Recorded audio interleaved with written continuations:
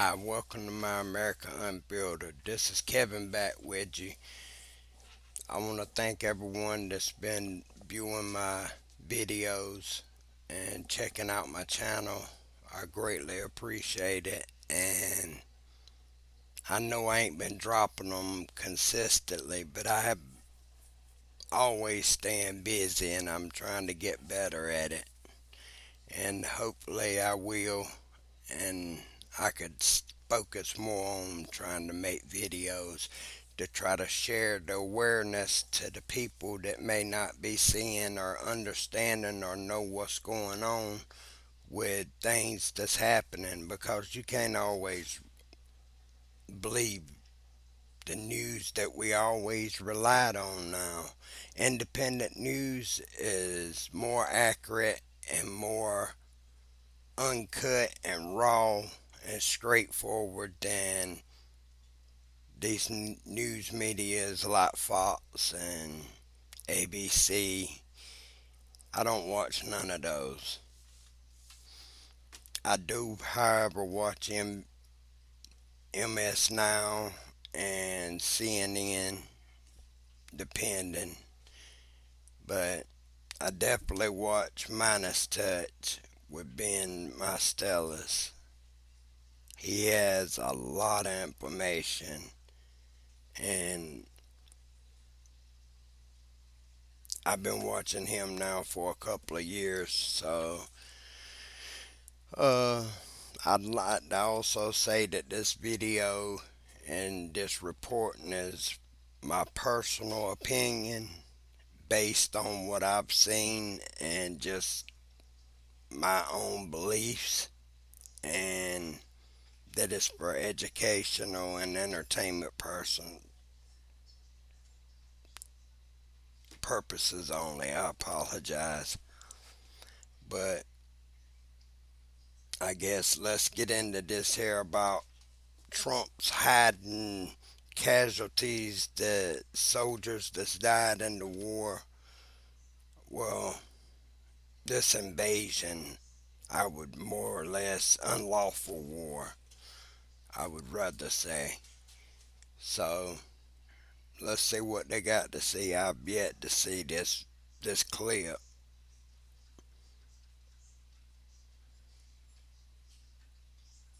To denigrate the press tonight in what is now past, I believe, or coming close to passing the hour mark.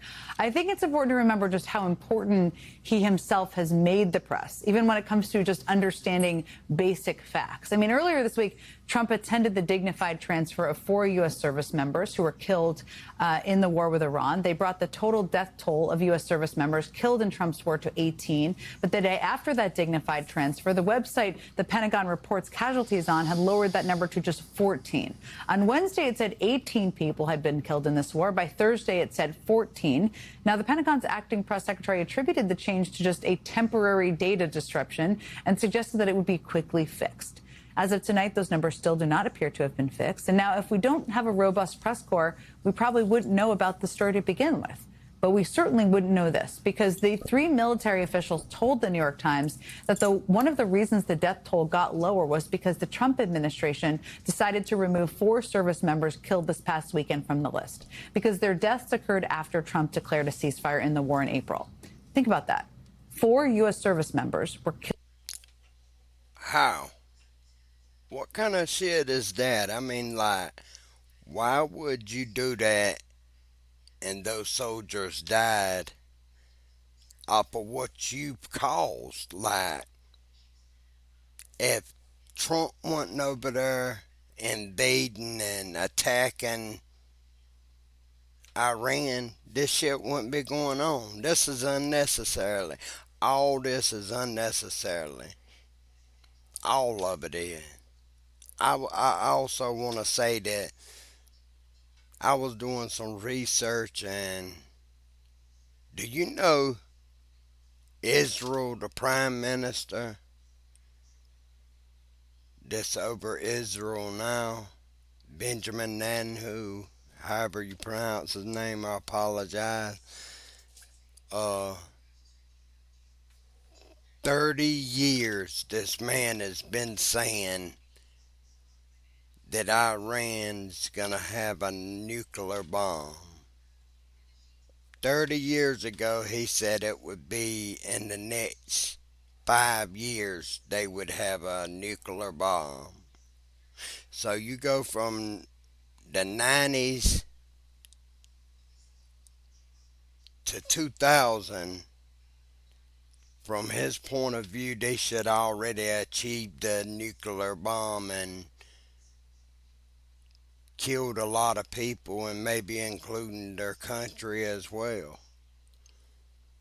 But the thing about it is, if you go back and do the research, you will see videos of him explaining to Congress and everything about how soon Iran's about to have a bomb. Like really, I couldn't believe it. I was like, "Wow, this dude's been saying that for this long." So now Trump's tried to implant the spin on the American people to believe what he's been sharing for the last 30 years to go along with this war. It wasn't about no nuclear bomb. It was never about this nuclear bomb. It was bending over backwards and watching the American people suffer on a kind of an unnecessarily war that should never have started. This man has done nothing but destroy this country. And he's doing it every day. Every day that he wakes up is putting a bigger and bigger scar on this United States of America. Killed because of Trump's war of choice. But the administration has reportedly decided not to count their deaths in the war's official death toll. I mean, it is giving me it's infuriating. It's also giving me flashbacks to the beginning of the COVID when the number of people testing positive for the virus was making Trump look bad. So Trump's solution was to try to get everyone to stop testing. Over and over again, he has tried to hide the truth rather than face it.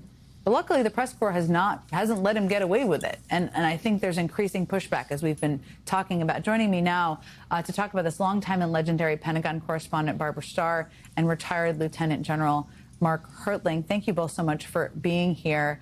Barbara, let me start with you. I mean, you have covered the Pentagon for decades. How unusual is it to see something as basic as the official number of American troops killed in a war suddenly changed, and then hearing conflicting explanations from the Pentagon and military officials about why it happened? Well, it's the conflicting explanations that really are so disgraceful. A data problem, a problem with the database. If there was a problem with a DoD database about soldiers, troops killed in action, and the Secretary of Defense, Pete Hegseth, wanted it fixed so that the database would be accurate, all he has to do is call his aide in and say, get somebody, get this fixed and get it fixed now. And it would be. And by all accounts, he has not done that. If this is because there was a ceasefire and, oh, they weren't killed in combat in the war against Iran, what a load of nonsense. And it is a fun, I mean, General Hertling, I am sure, can tell you much more about this than I can, but I can tell you it is a fundamental pillar of the American military and American life forever that the United States acknowledges its war dead and acknowledges them with full candor. He can move them out of the database. I can tell you the sacrifices they made will not be forgotten. No, disgraceful is, I can't think of a better way to describe it. But General Hertling, let me turn to you. If those casualty numbers are being changed, or even if there's confusion about them, what does that mean for the men and women serving, for military leaders, and especially for the families of those service members, and frankly, the families of service members who are now out there fighting in this war that they still don't have an explanation for the purpose of? Well, Jen, I'll talk about the leaders first. You know, when you're a military commander or any kind of leader, one of your first obligations is to account for your people. Those serving, who are in different places, and especially in combat, those that are wounded, missing, and killed. Long before statistics are compiled back in the Department of Defense, something called a casualty feeder report. The military commanders owe accounting to the families, as you just said, to the force, to their fellow soldiers, and to the nation. None of this is politics, it's military ethics. And the fact that this occurred over the last couple of days, I find reprehensible because they were initially reported on that casualty feeder that was on the DoD website 2 days ago, and then it suddenly came down. It's been down 2 days. I just checked it just a few minutes ago. And as Barbara just said, if the secretary wanted to fix a glitch, a temporary data disruption, he could do it in a nanosecond. So it hasn't been done. I think we're playing politics, and that leads to a second issue. And it shouldn't be an excuse, but truthfully, it becomes an issue of trust. And trust is a strategic resource, more so than some of the other things we do. Any democracy ask extraordinary things. I'm gonna be honest. Donald Trump, my personal opinion and freedom of speech, he's a piece of fucking shit.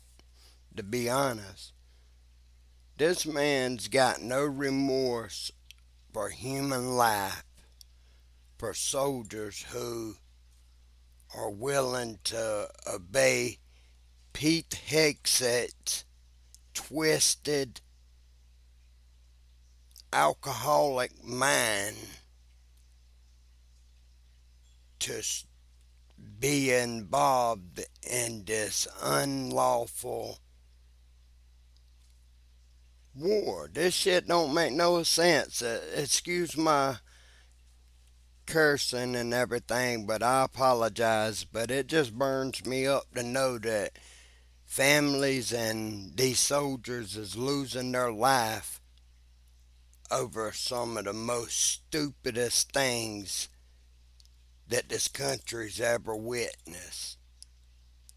These people should be calling their parents, their loved ones, explaining to them on what they're achieving and what their plans is when they get released from the military. These people should be focusing on their life and their future with their family or their significant other and their children, if so. They shouldn't be put in a box with a flag over them because this man's over here fighting these Iranians and they're striking bases, killing them, and they're not even protecting the bases with military troops inside of them or around them.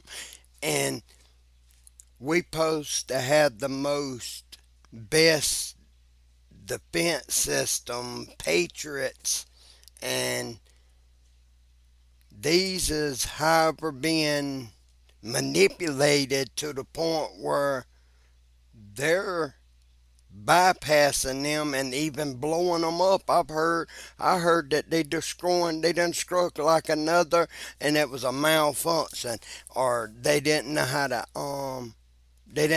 operate it. No, that's bullshit. No, my assumption, which I'm gonna do another video on here shortly, but that I better explain it. But my assumption, I'm gonna be honest. I I think that some of these crooked, greedy, low lifes that's in that White House, that's in positions in this administration, selling intelligence to China. And China is learning to manipulate our defense systems where they're going to be worthless. China's been trying to get information on the fighter jets, the defense systems, definitely the Patriot systems, along with the fighter jet.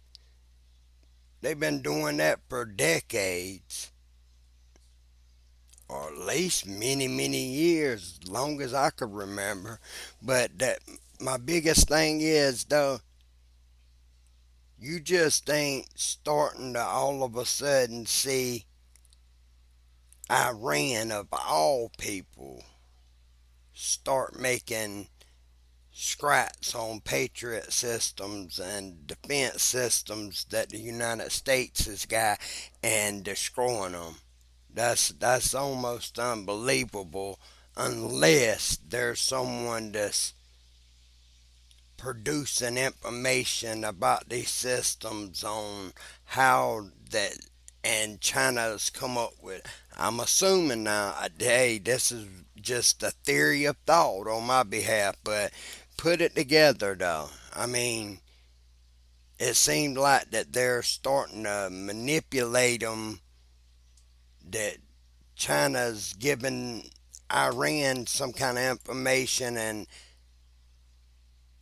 intel on how to manipulate them systems where they're worthless, where they're nothing. And China's done made the statement, even though Donald Trump's sorry ass sat there and said that I don't think China would do nothing like that there after I take the word. That's his problem. He wants to be like them so much that he wants to trust them even when he knows they're doing wrong. He wants everyone to know that he's head over heels with these people. That's why it's starting to look more and more like Russia. Look how Russia's over there right now, how bad the population and the civilians is suffering because of Putin's war. Look how he's sending all them soldiers to Ukraine to die. What? For some, oh, we need that land. We need Ukraine's land. It belongs to us. You don't see the similarities in the shit that's going on? Trump's starting a war or started a war, and now he was threatening to take Greenland by force. The same shit he's doing, the same thing Putin's doing. He's just doing it with our allies and with Iran. My opinion, I think the truth be told, he went and done that in Venezuela and he tried to take over the Strait of Hormuz, the control of routes. And he didn't realize the danger and the fight that Iran was going to put up to keep control of that strait. Believe what I'm telling you. That man thought he was about to take over the Strait of Hormuz just to control the fuel, the shipping routes, and can you see it? He's already mentioned he wanted to charge a toll for ships to come through there. How insane is that? Telling your own allies and people that's on the same side as us or was. Think about it, people. I'm just saying. Just think of it. I'm gonna drop a few more videos and I'm gonna break it down. And if you want to follow me and like my video, I hope you do. I hope you stayed this long to get this information. A lot of things I've done said and talked about to my wife.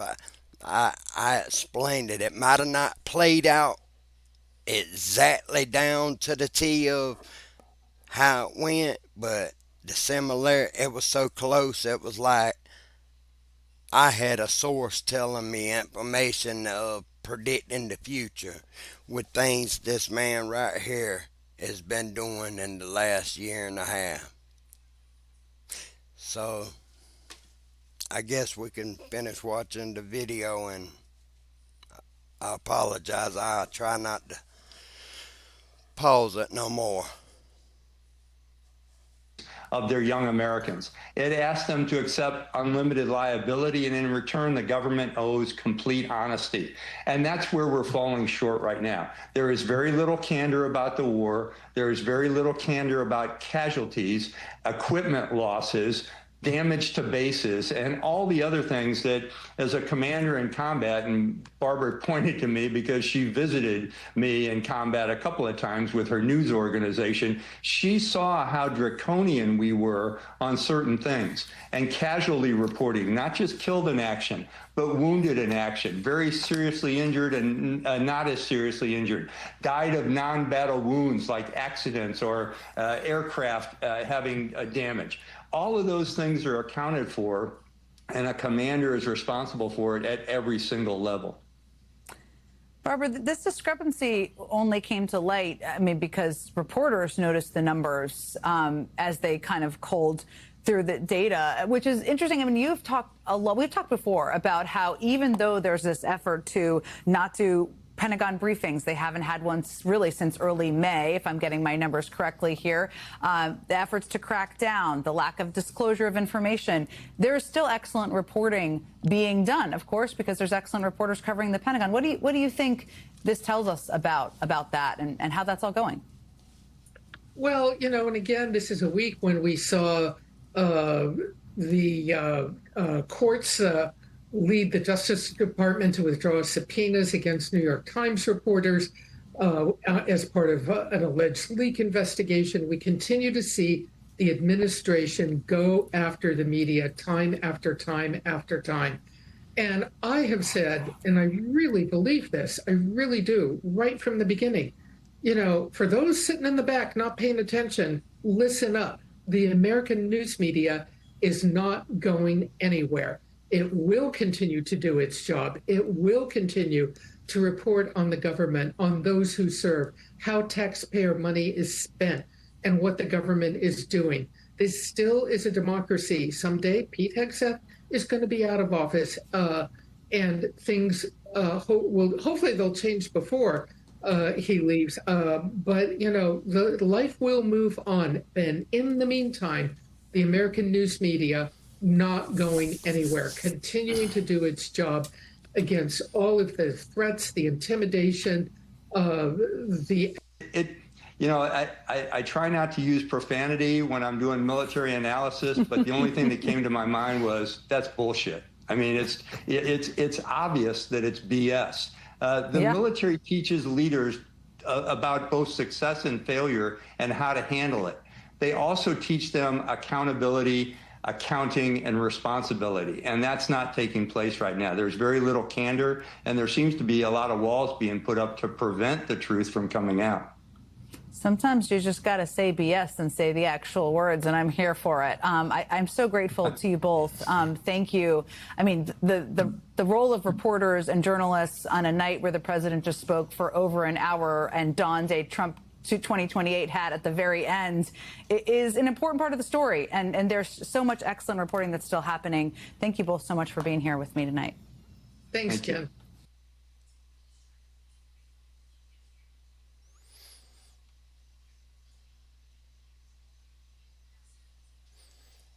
I want to say this here. The crazy thing about all this is uh,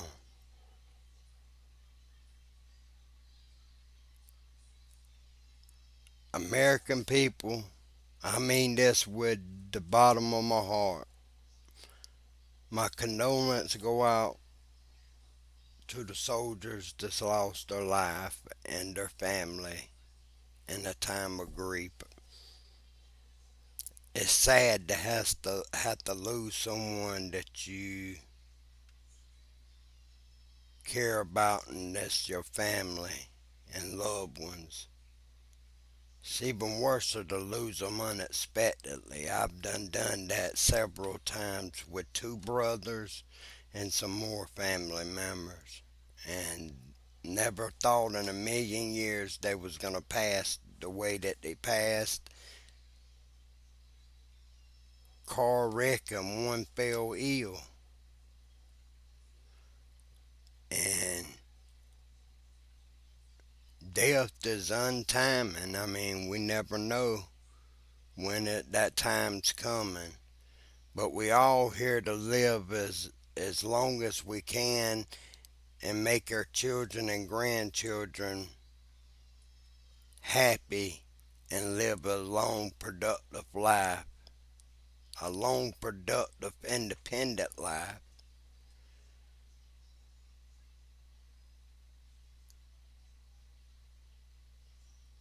But this country has went down so far this last year and a half. I'm gonna leave y'all with this here: vote blue, get a better administration in here that's better than what's in here. And I know Democrats ain't perfect and they ain't flawless. But you don't hear all this crazy shit every day like you hearing in the Trump administration. You don't see people getting fired. You don't see people getting threatened. You don't hear bombs getting dropped on this country because they couldn't get this or they was after that and they claimed something was good. None of that. I mean, and the prices wasn't the best of the best, but they were better than what they are now. And it's not even, it's about to get worse, I think, this round. But, I mean, it's a lot more to be said, and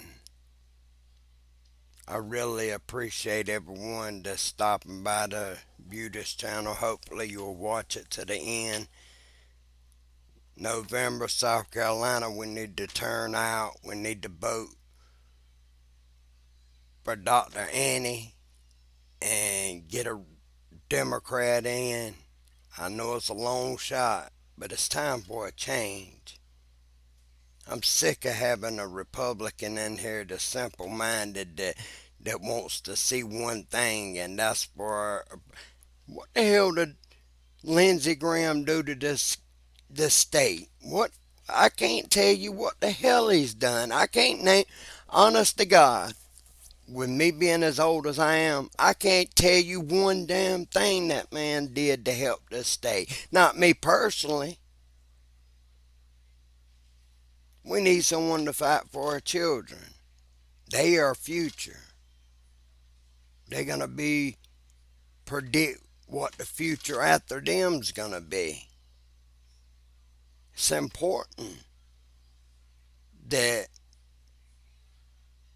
we leave our children with knowing that, hey, we seen the bad on the Trump administration side. We seen what kind of damages and how bad it hurt our pockets financially. And we seen how bad it made things in our economy. We seen how bad that wars was starting and people was getting killed and innocent people dying, children getting bombed in other countries. We don't need this. We need someone that'll stand up and change things and speak up for us American people. After all, this is our country. Not no president, not no king, not no senator, not no Congress, not no Supreme Court. We control all that. We the one in the end. Every American people matters in voting. That's how you can reach people, is getting out voting, voting blue. It's time.